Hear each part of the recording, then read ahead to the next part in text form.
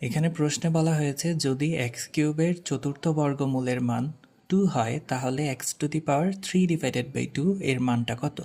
এটা হচ্ছে 44তম বিসিএস পরীক্ষায় আসছিল। তা আমরা দেখব যে এটা কিভাবে সহজে সমাধান করতে পারি। তো এখানে এক্স কিউবের চতুর্থ বর্গমূল দেওয়া আছে। আমরা জানি যে চতুর্থ বর্গমূলের পাওয়ার হচ্ছে 1/4, অর্থাৎ এক্স কিউবের উপর পাওয়ার চলে যাবে 1/4। এখন এইটার মান আমাদের 2 দেওয়া আছে। এখন এই লাইন থেকে আমি কিভাবে লিখতে পারি? আমরা জানি পাওয়ারের উপর পাওয়ার থাকলে পাওয়ার পাওয়ার গুণ হয়ে যায়। তো 3 এর সাথে আমরা 1/4 গুণ করলে x⁻³ এরকম একটা মান চলে আসবে, যেটার মান আমাদের 2 দেওয়া আছে। আমরা ওই লাইনটা লিখলাম।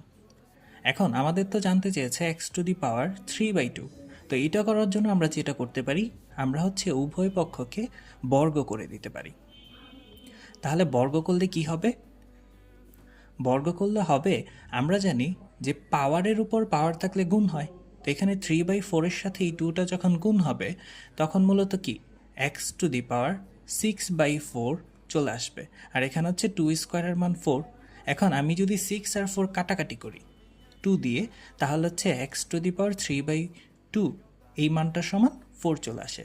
তো এখানে সঠিক উত্তর হচ্ছে অপশন গ, যেটা।